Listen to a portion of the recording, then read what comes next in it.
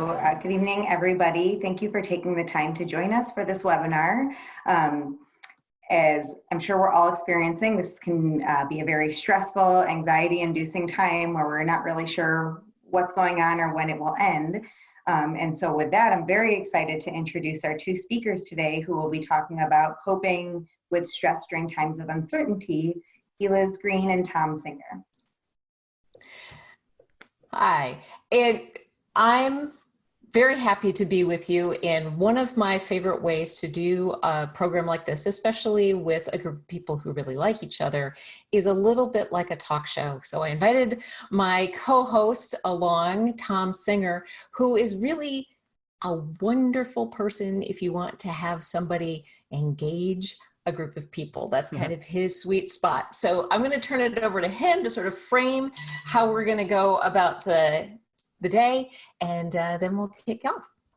Absolutely. Eliz and I determined a long time ago when this whole crisis started, which, you know, seems like it's been like 2-3 years, but Right. It's been about 7 weeks. We realized that there were a lot of webinars, and Eliz and I believed that webinars could be more than a PowerPoint and a talking head. So we came up with this this talk show style of a webinar. So we've been working together with a lot of different groups.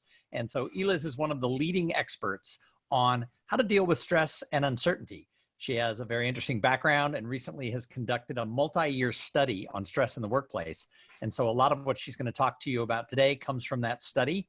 Hopefully you'll have some questions. If you have some questions, Eliz is never shy to take those. So you can go to the chat room at the very bottom of your screen. If you're not a Zoom aficionado, there's a little button that says chat, and you can go ahead and type that in, and I'll be monitoring all that. But at this time, I'd like to introduce you to Eliz Green. Hey there. And when we're talking about this crazy time that we're all in, it's funny, Tom, that you said that it feels like 3 years. My husband and I were walking this morning. He says, do you remember January? It seems like 2 years ago. We've been through a lot already. And one of the things I know specifically about uncertainty, and that's what we're dealing with right now, is an incredible amount of uncertainty. And in my job stress study, the two highest rated stressors were overwhelm and uncertainty. And I think we're all sitting in a lot of that right now. But uncertainty is unique in the way it causes stress. Our bodies, our brains like a predictable environment.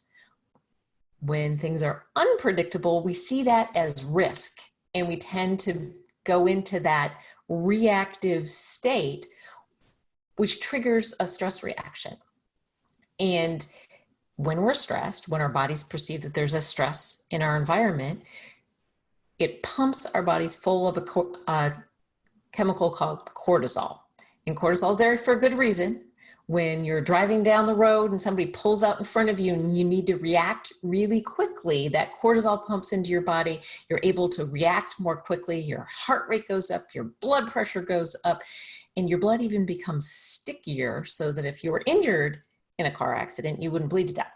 All are great if that car is pulling out in front of you. But when that immediate stress is done, that cortisol is supposed to go right back down to normal. And then we sort of get that like, whew, okay, that was stressful, but now it's not. But these days, it seems like we're living at that car pulling out in front of us level almost all the time, because there are so many things in our environment that are unpredictable.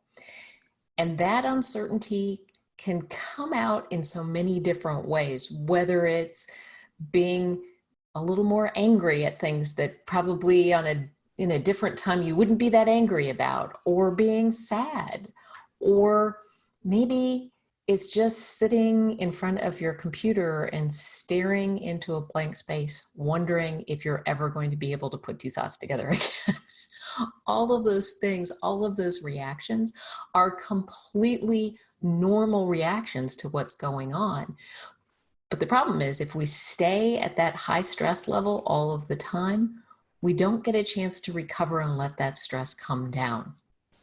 And I'm going to pause just for a second and let Tom talk for a second while you are a co-host. I was just looking over to make sure. I don't know if you get the rings when people come in, but I think you're muted. I have been successfully letting people into the room. I've got that power. But the one thing I wanted to ask you before you went any farther, because you sometimes don't like to always tell this story, but I think it's a really important part of your history. And that is, why did stress become something that you started paying attention to 19 years ago? I always forget to tell that story. I know. Yes, I know. So 19 years ago, I was 35 years old and 7 months pregnant with twins when I had a massive heart attack. Luckily, I was in the hospital at the time on bed rest and had great care right away. I owe my life to a respiratory therapist and a doctor who happened to be doing rounds on a Sunday morning at 11 o'clock. So I was very fortunate that there were a lot of people there to help me. In a period of just a few hours, I was taken, they diagnosed what had happened. I know you're all medical people, so I can tell you that I had a spontaneous dissection of my LAD, which is not great, but I was there in the hospital, so they were able to get me into the operating room right away. I had a triple bypass surgery, which was done just on the tail end of delivering my girls by C-section. So there was a lot going on that day.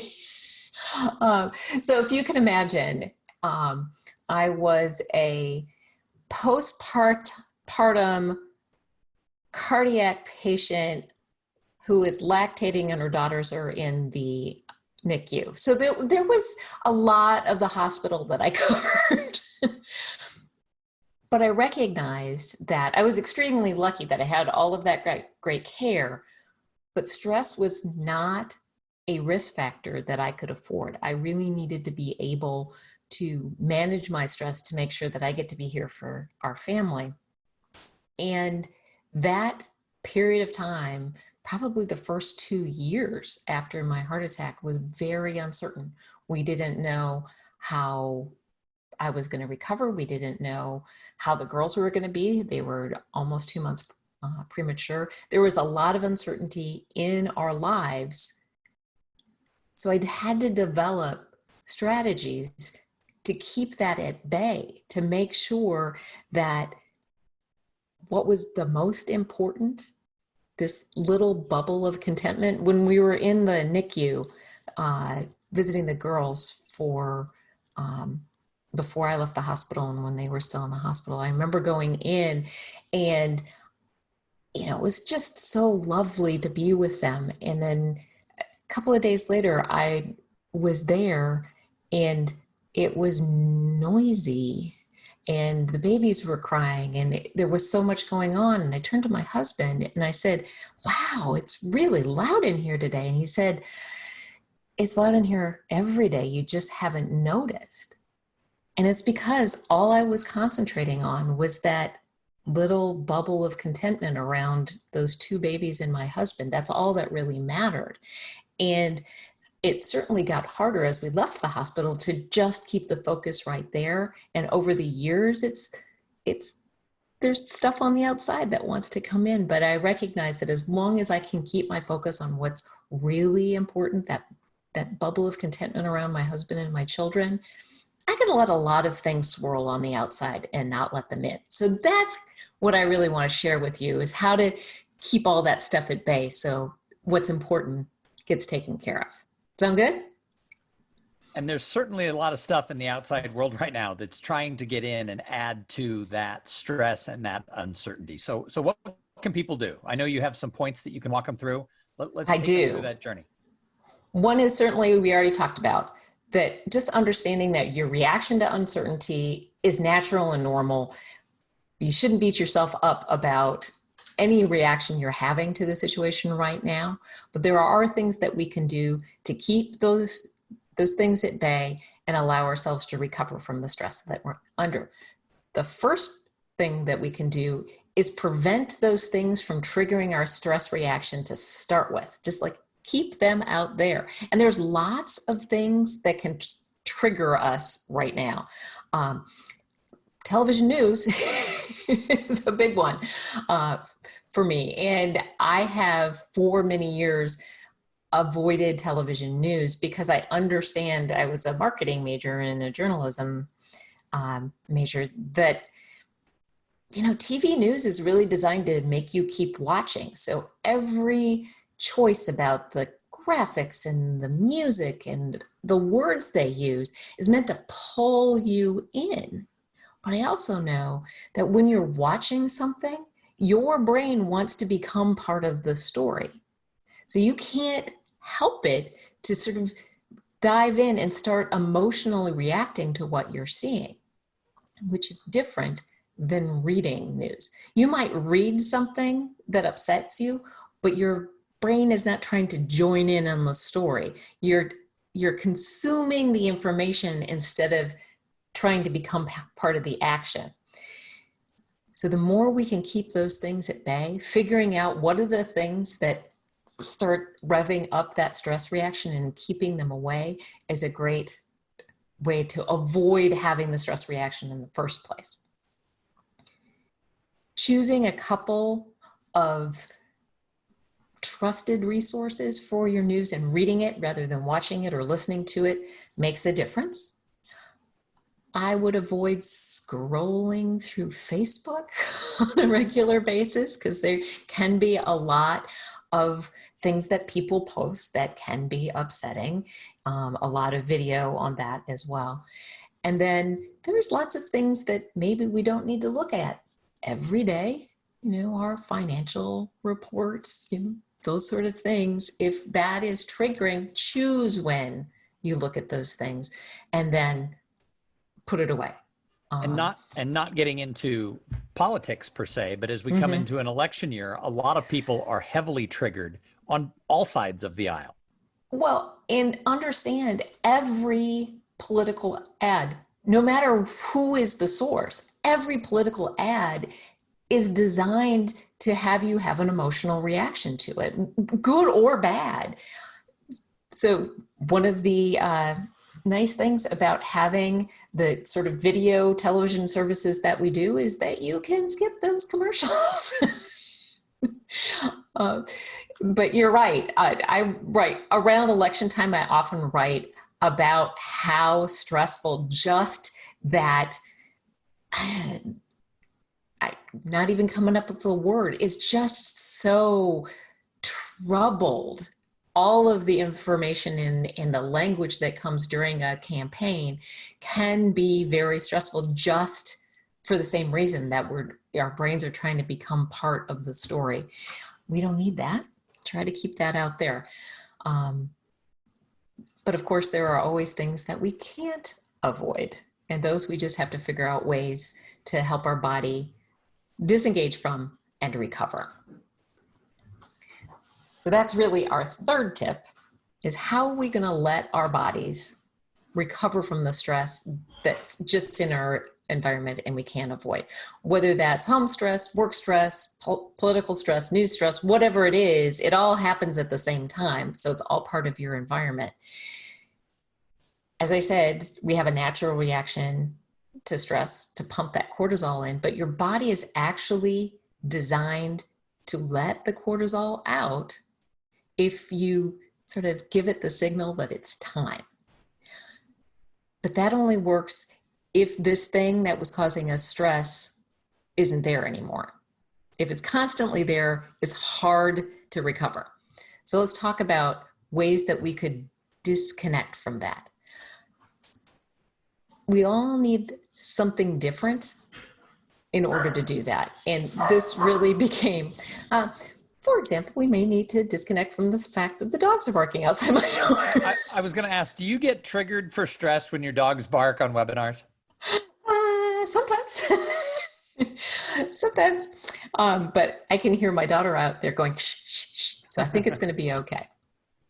But, in this environment, there's just a different expectation, I think.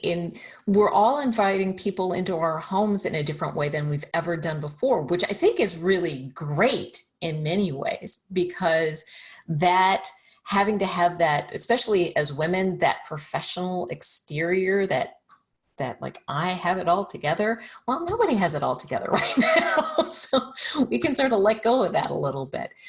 But let's talk about disconnecting from the source of our stress. As I said, we all need something different to do that. And my husband and I, this has been an issue that I didn't really understand until we went on vacation for his 50th birthday. We went on, he likes to scuba dive, so we went to a resort where they did scuba diving as part of the activities that they provided. I don't do that, so I got to stay and have my second breakfast, which Tom knows that I am a big fan of the second breakfast. But that's the best part of vacation, actually. It is. So my husband and the two other couples that we went on this vacation with would go scuba diving in the morning, and then we'd go have lunch and then go to the pool, where the two other couples really enjoyed that sort of warm toes in the sun activity. And they would lay in the sun and read their book and have a beverage and take a little nap and have a little chat and have a little beverage with the actual iguanas that were around the pool, which was lovely for them. They really enjoyed it. I am extraordinarily pale and my husband can't sit still for very long. So that was not an activity that lasted very long for us. So we would go and do something. We would go swimming in the ocean or sail the little boat or go into town or go shopping or whatever. And then we'd come back to the pool and say hi and then go off on the next activity and back and forth all day. Until at one point, one of the gentlemen said to my husband, "When are you going to relax? You're go, go, go all of the time." And my husband said, "I am relaxed. If I don't have something to do, I start chewing on things. I'm like a border collie."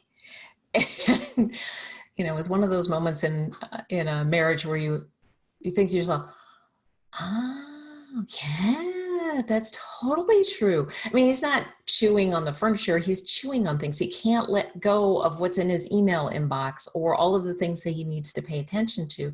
So he needs to be occupied. He needs to have some engaging activity in order to disconnect from the source of his stress and let his body recover, which is great. And I'm not saying everybody's a border collie or everybody's an iguana. What's important is knowing which one you are so that you can choose activities that can allow you to disconnect from that stress and recover. So in your book, you talk about border collies and iguanas and sort of the difference in how they need to react versus having something to do or checking out. Mm-hmm. What do you do, especially in this type of environment, if you're at home and you're a little bit more of an iguana and your spouse or your kids are much more border collie? How do you deal with the stress that comes from that?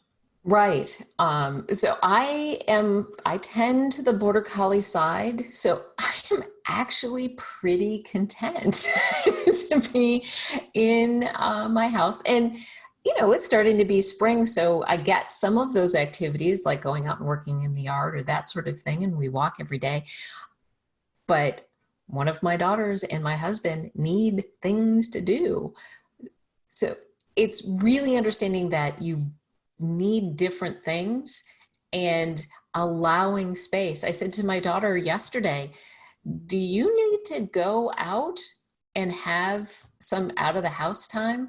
And she went out in search of bread flour. She was unsuccessful, but she was gone for quite a while. And she got to go out of the house and she listened to a podcast and she drove and she was occupied and distracted and able to disconnect from what is causing her stress because she's in finals week for college.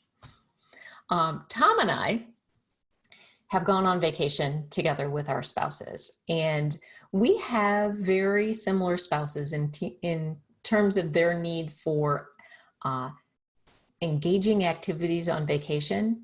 I think if Tom and I were left to our own devices, we would spend the entire, well, maybe not the entire day, but a lot of the time sitting on the balcony looking at the ocean or the mountains or wherever we happen to be.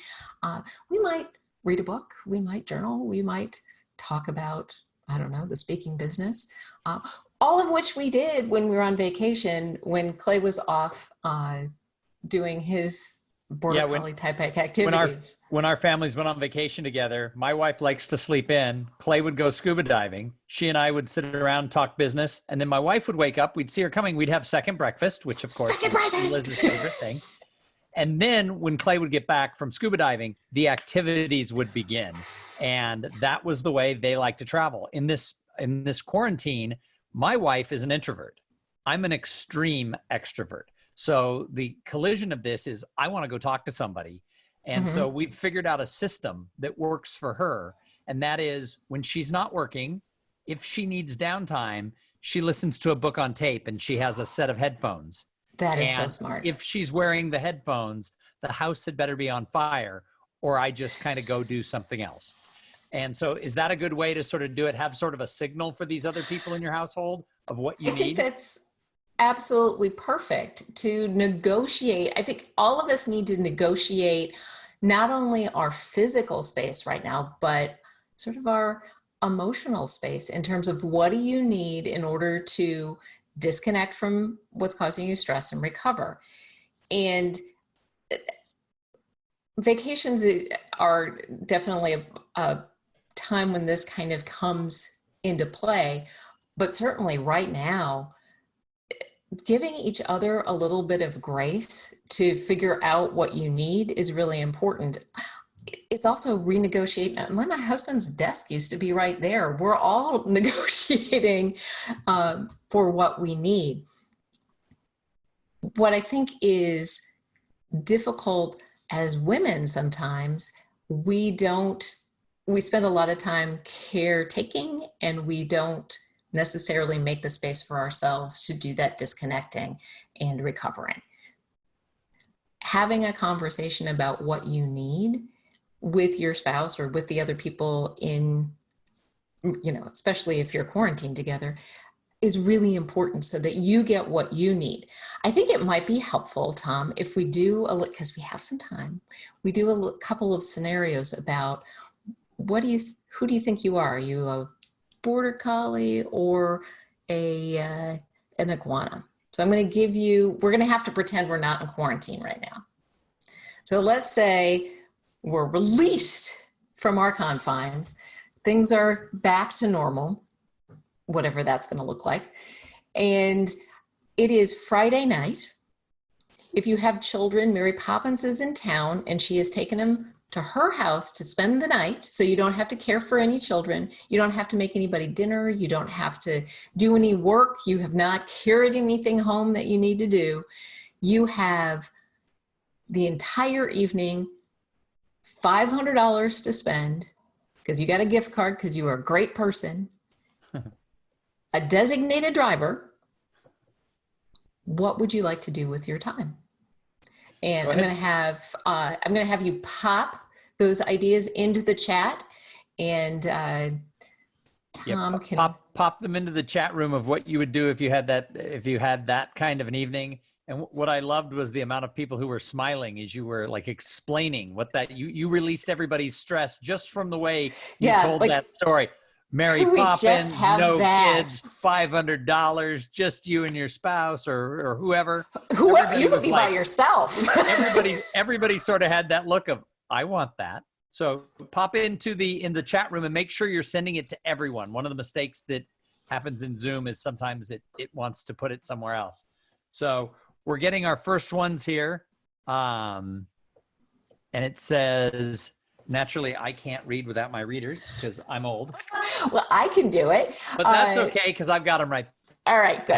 There. So the first person, Christy, says she would have a double date night with her friends, going out to dinner, and a show would be the first thing that she would. Ooh, I like that very much. Christy, do you think you tend to more iguana or more border collie? Probably more border collie. Mm-hmm. And I think we're all sort of on the spectrum, and depending on the moment, you might need, something that's more occupying to really disengage and something that's a little more contemplative. I love that. And, certainly that social part, like Tom was talking about, is very important because some of us need to withdraw, like Tom's wife, like I need a little time to myself. And some of us are like, I am by myself all day long. I would really like to go out with people I enjoy. Well, and Liz, is it true that people in different situations are going to be different? Because on vacation, my wife is the border collie. She wants to go, go, go, go, go, see everything that Costa Rica or Paris or whatever has to offer. And when she's at home, she's pretty much like, give me a glass of wine. Maybe I'll go take a bath. This is awesome. Just put my feet up. I think it is situational, and maybe it's just, it depends on what is causing you stress and how hard it is to disengage from. Some of us can take that book and go, pour a glass of wine and disengage that way. Sometimes just a walk outside is disengaging. Whatever it is that shifts the focus from whatever was causing you stress and allows you to have that time to recover is really important. What else do we have? So Ashley says a fancy dinner and drinks, maybe a concert or a musical. I like that. I like that. And then another Christy, there's two Christies. The other Christy O says, eat at a nice restaurant. This group, I'm seeing a trend with this group. They like the nice restaurants. It could be that we don't get to go to nice restaurants right now. Right. That's exactly. Everybody's like, wow, remember we could go to restaurants? So Christy went on and said appetizers, drinks, the main course, dessert. Then she wants to go zip lining while looking at the Aurora Borealis. Okay, so that is some border collie stuff right there. That is excellent. Diana says a spa day with a massage is the way to go. I was just about to say, do we have any iguana side ideas? That's perfect. Yeah, that is. Josie says a bourbon tasting would be nice. And, nice. And then I like the comment Ashley Hughes says, I want to go out with Christy. Yeah, that sounds fun. That sounds very fun. And Rachel also would take a beach day reading a book. So you got another iguana going on there. And Chad says a hammock and some coffee with chocolate. Oh, yes, please. That all sounds great. I am willing to bet that those are almost guilty pleasures. Those are things that you kind of reserve over there for a special treat or that sort of thing. What I'm here to tell you, you need to make time for those every day, whatever it is. If you're a border collie and you need to be occupied, find something occupying. I'm a big fan of the busy hands-free mind activity. And there's so many examples of it right now. I think everyone is cleaning out a closet, a garage, an attic, something, and that's a busy hands-free mind sort of activity. It's occupying because you have to look at everything and decide what you're going to keep and that sort of thing. And it's nice because restoring order to things can be very stress reducing, especially when we don't often have time to put things in order. So when things are very unpredictable and uncertain, creating order is very nice. Puzzles, woodworking, sewing, all of those activities that are using your hands and letting your mind kind of be off over here, engaged but not super engaged is really an excellent thing. Crossword puzzles, all of those activities, finding something every day, whether it's something to occupy you so you can disconnect or just taking the space to have that contemplative time. If you're more iguana, that's not selfish. That's just allowing yourself to have the time to recover. And then that leads you to kind of the last piece, because when you recover, you also have to have that self-care. Is that right? Right. Well, let's talk about how we can signal our body that it is time. Now we've disconnected from what is causing us stress. How do we signal our body that it is time to let that cortisol go? And there's a couple of ways that work really great. There was several people who mentioned some concert situation. Music is very helpful because it can make you do two things, sometimes both at the same time. It can make you dance and it can make you sing. Dancing is a great way to raise your heart rate. And anytime you raise your heart rate for a few minutes and let it come back down, cortisol goes along with it. So back in the day when there were sports on television, if you are a football fan like I am, and you're watching a big football game and your team is going for the end zone and it's very exciting and you're on your feet and you're like, go, go, go, go. And they actually get in the end zone and you like, yay. And then you sit down and you feel like, that was good.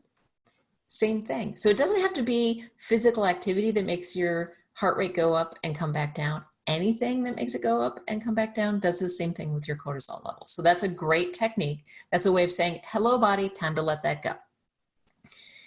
So the singing is a great way to change your breath. When we are stressed, we take very short, shallow breaths.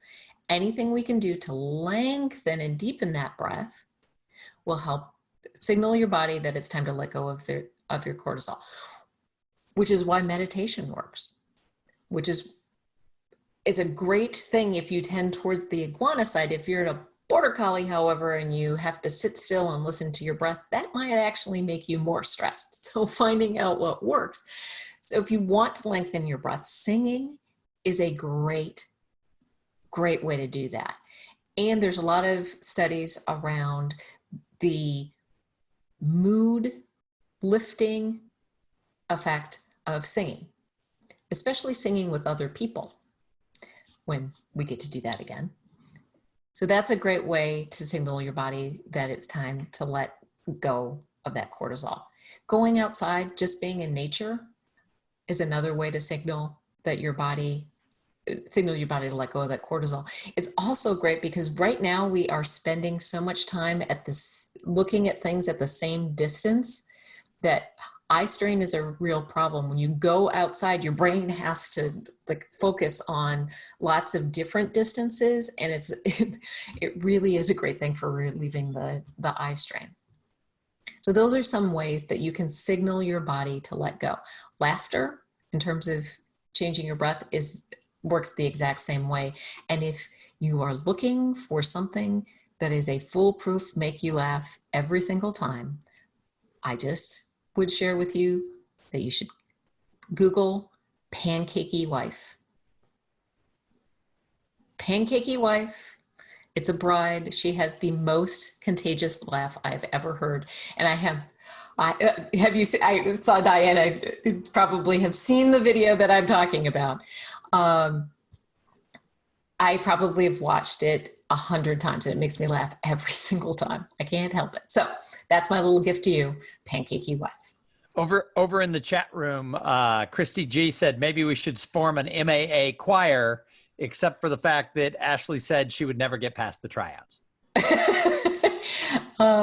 Well, if what you got was loud and off key, I just say go with it. So let's talk about that self-kindness thing that you brought up earlier. Too often, we think that there is a prize for doing all of this perfectly. Let me assure you, there is no prize. We're all fumbling through this right now, doing the best that we can. Being kind to yourself is really important. Judging your reactions gently. Because, as I said, all of these reactions are completely normal. And sometimes you do things that you're like, where did that come from? For example, you might, at the end of dinner, very carefully gather all of the leftovers, go to the cupboard and get the container to put them all in, snap down that lid, and then carefully carry it right back to the cupboard and put it in the cupboard instead of the refrigerator. And I think somebody on this call did this recently. Who would that be? That would be me. Twice. So that's just an indication that maybe you are more stressed than you think you are. And fortunately, just in case you're worried about foodborne illness, it was discovered quickly both times. And my family relentlessly has made fun of me about it. So I haven't done it again for a while, but who knows? But if you are making more mistakes than you normally do, if you are becoming more frustrated than you would normally expect, if you are sleeping less than you would normally think. These may be all signs that you're more stressed than you're recognizing. And sleep is one of the most efficient ways to let that cortisol come out of your body. But when we're stressed, that cortisol makes it hard for us to sleep. So that's why that disconnection and allowing ourselves to recover is so important, especially as we get closer and closer to bedtime. That's a really important time to make sure that none of those triggers, this is what that 10 o'clock news is really hard, because you get all triggered and then you try to settle down to go to bed. Paying attention to that is really, really helpful. So you bring up a really interesting point, and that is a lot of people are stressed and they don't even notice it. We get really good at hiding it from ourselves because it's not something in society that we're allowed to say, I'm so stressed out. How does somebody, I mean, I think that's a big deal, is that people hide it from themselves and then this builds up to a breaking point. So how can they identify it quicker? None of this happened in a vacuum. People were grieving losses before were sheltered in place. People were dealing with anxiety and depression before the pandemic happened. All of these things carry forward. My husband and I are sailors. And so if you're worried that your boat might have a leak, you take a hose and one person stands inside and the other one stands outside and sprays the hose around trying to find the leak. Our lives are experiencing a hose test right now.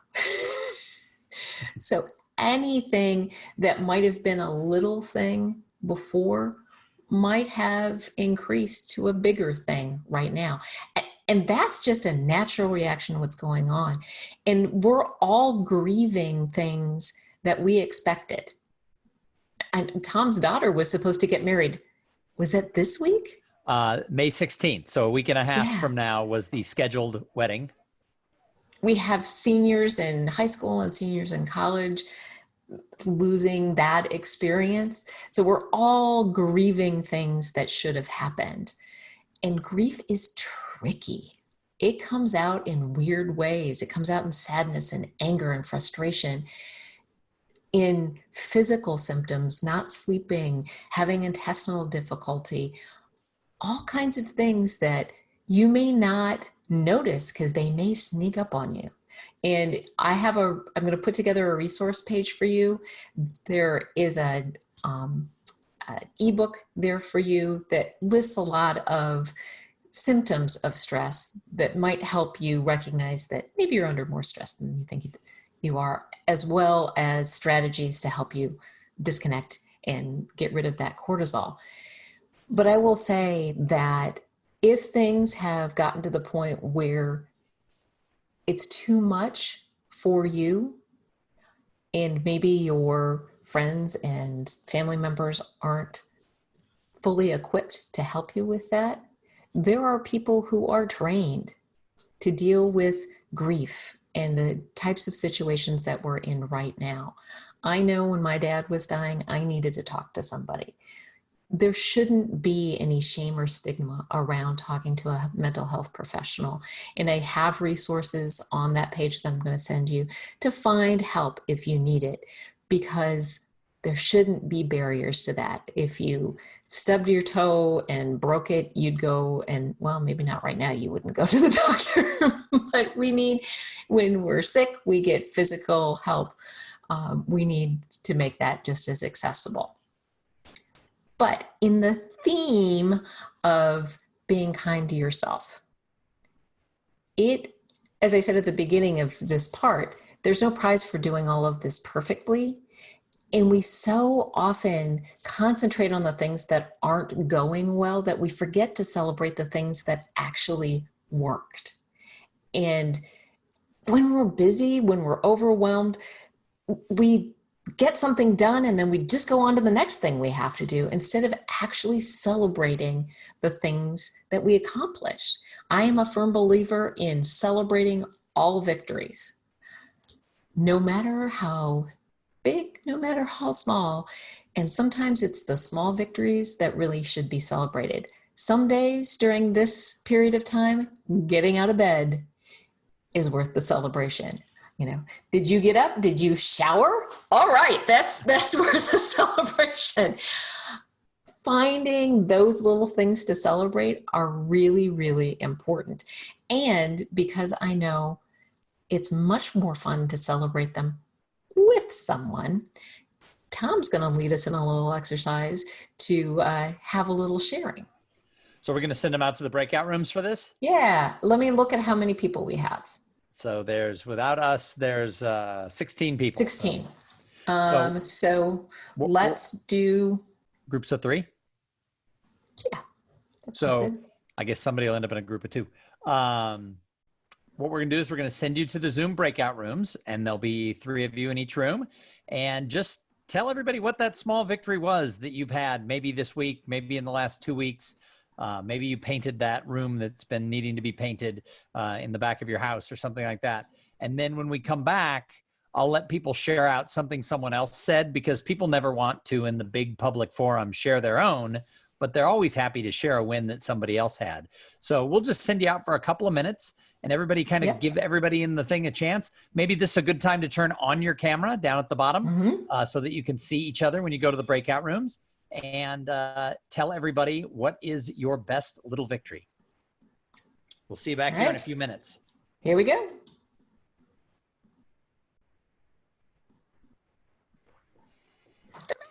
And they're all back. Look at that. All right. So who wants to share something that somebody had a fun little victory in your group that you'll share? Just unmute yourself. Raise your hand and I'll call on you. Well, somebody's got to share. Diana, there we go. Unmute yourself. There you go. Someone found time to go on their daily run today. Oh, yay. I'll tell you, I'm a runner. That's a huge victory to be able to do that. That's Absolutely. awesome. Someone else? Ashley. Someone in our group managed to move out of the room that they were living in to clear out a room for a new roommate. And silver lining, they got the bigger bedroom out of all of it. Oh, that's awesome. That's nice. Nothing like quarantining with new roommates coming in. It's like starting over again, I think. It's like, no. Yeah. And Jennifer? Someone in our group was able to do some online Zoom cooking classes and tackle some home projects. Excellent. That's awesome. See, all that stuff is really good. How about one more? Somebody else? Hannah, were you raising your hand? No. That's all good. That's all good. Well, those are great examples. And the key is really to recognize the accomplishments, because what it does is change the focus from what's not working or going bad or the problem to something positive. And we're all designed to look for the problem and solve the problem. Changing the focus, it just does something to you. It makes you sit up a little taller. It makes you, smile. It changes your whole demeanor in how you're going to approach what comes after that. When Tom and I were doing one of these sessions, one of the questions in the chat, do you remember, Tom, was, well, what do you do with the people who are sort of, always as I would call them, the Eeyores in the conversation? The people on the sad train. The people on the sad train, right. I do not need to be recruited for the sad train. And I have a group of women that we used to be on a committee together at the high school where my daughters went. And we decided that we didn't need committee meetings in order to get together after they graduated. We just get together and drink wine, which is great. But some of them have been on the sad train, and we'd have these Zoom happy hours that were not very happy. So I've started opening up those happy hours with the question of, what small victory are you celebrating today? And sometimes they have to think about it a little bit. Like, well, I guess I showered today. Well, cool. That's great. And oftentimes then we can find some other things along the way that actually were good. There are positive things even in the worst situation. Starting out. I have a high school senior. In addition to a daughter who is supposed to be married in 10 days, I also have a high school senior. And I feel so, I mean, obviously there's people who are sick and dying, but beyond that, I feel so sorry for these high school seniors because it's such a rite of passage. And every day I ask her, what's good in your world today? And, you know, it's just a little shift. Yeah, it shifts the conversation. Ashley? I really like that idea. It just reminds me, so like my husband and I used to have a habit of complaining about work together after work. And so we started, I read it in some book, I don't remember, where we started asking each other what the best part of our day was. And we would answer that question and then we would stop talking about, we stopped talking about work at that point. Nice. That's smart. Yeah. It's very smart. So Tom, one of the reasons that I love having Tom aboard for these kind of things is one of the things that Tom does is talk about social tightening. And I'm going to let him talk about that because I think it's really important, especially right now.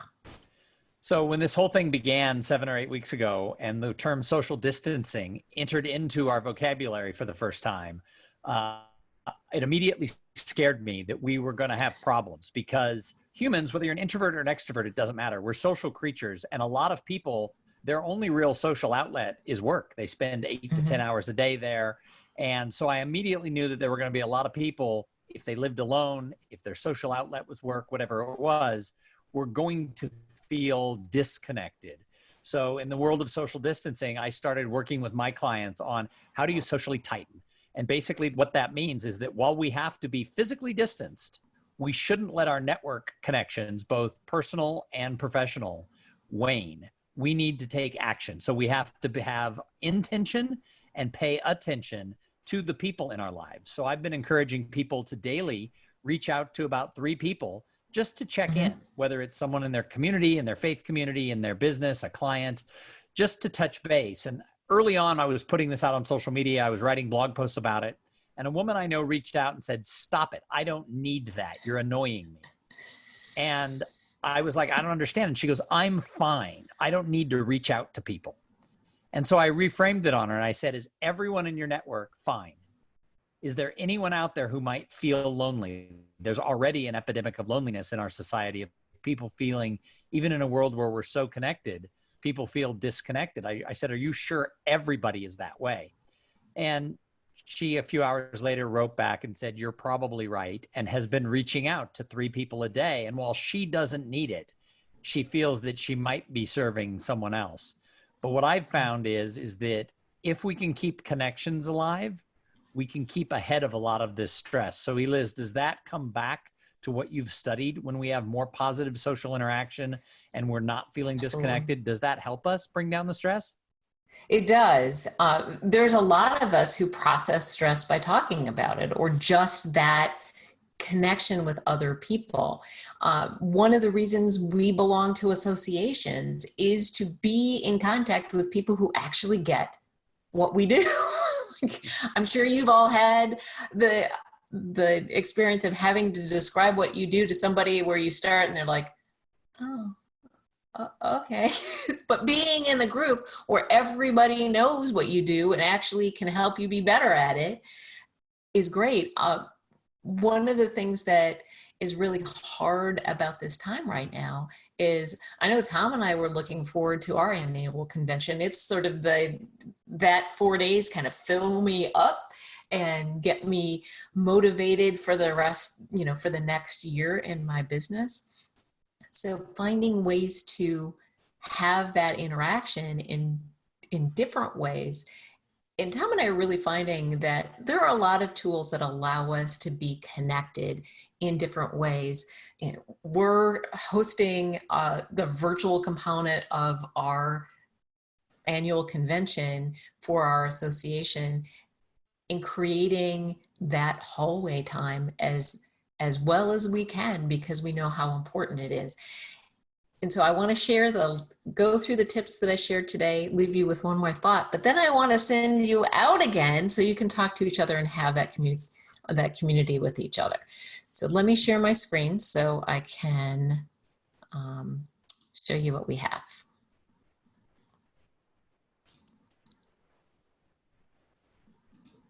Here we go.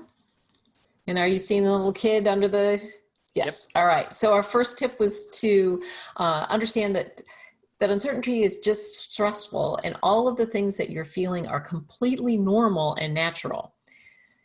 Tip number 2 is make sure that you keep those things that outside, the news, the ads, whatever they are, that can trigger you, especially as you're getting close to bedtime, so that you don't trigger that stress reaction.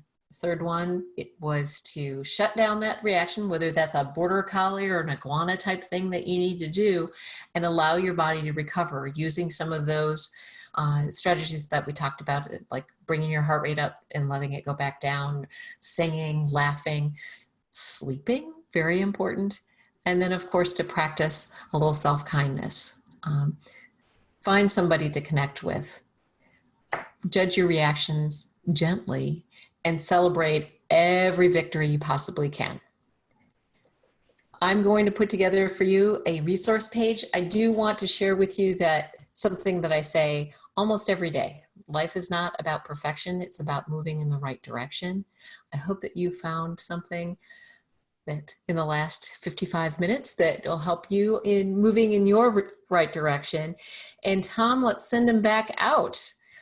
Do you have something I that think you the might best want them thing, to ask? because you'll have just about 5 minutes, because we don't want to keep you too much longer than the hour, but it gives you a chance to connect with people in the association. We're randomly going to assign you to rooms, and this is just a good shot to just chat with each other. Ashley, yeah? I was just wondering if we're going to be coming back here after the breakout.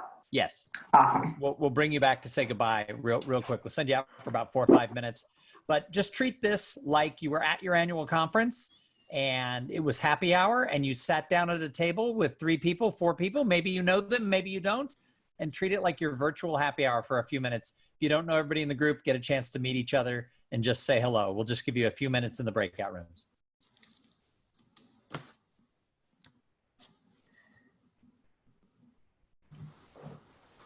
They're there. Oh, look at that cutie patootie. Oh, how cute is that?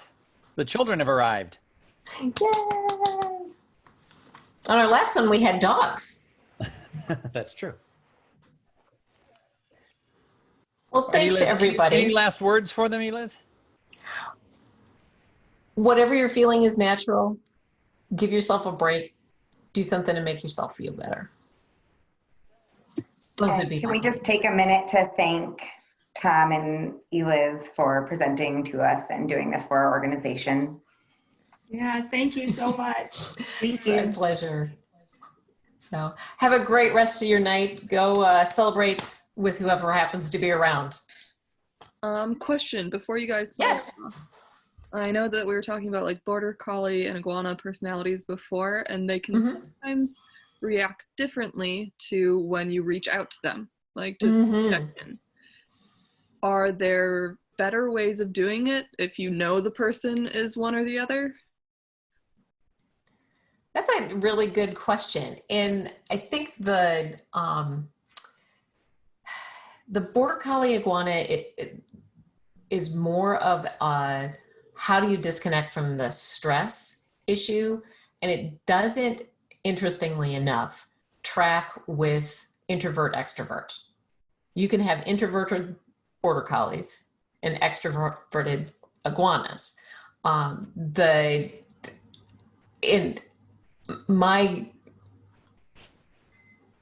insight wouldn't be that the border collie iguana doesn't necessarily change how they're going to react to reaching out. What do you think, Tom? Well, so I do a lot of time educating organizations on how do we connect with people in a gadget crazy world. And the difference, it does come down a little bit to the introvert extrovert thing, but the reality is that most people like people. They just don't like them all at once. So like I'm married to an extreme introvert. She loves people, but like 1 or 2 at a time. But I think for your question, it kind of falls somewhere in between, like she said. I think there's some people out there who are fine if you send them a couple of emails. If they don't respond, you email them again. There's other people who are a little more walled off, and you have to be a little bit more creative with how you touch them. And I think it's like anything. It's like any relationship you have. You just have to take it on a person by person basis. And if you ever feel you're annoying somebody, pull back is I think my thought. But don't not reach out because you think, oh, they don't want to hear from me. You don't know that. Now, if they don't respond to a couple of emails, there you go. But I think in this current situation, there's a lot of people who are wanting to hear personal. So what I'm telling people is we're getting a lot of newsletters and a lot of invitations to big group things for associations or webinars. We need to, as individuals, go more personal and less broadcast. So if you're reaching out, just make it personal. And there's nothing wrong with the short message. I love getting a text that just says, I was just thinking about you, and some goofy little GIF. I mean, that's it for me. Love that.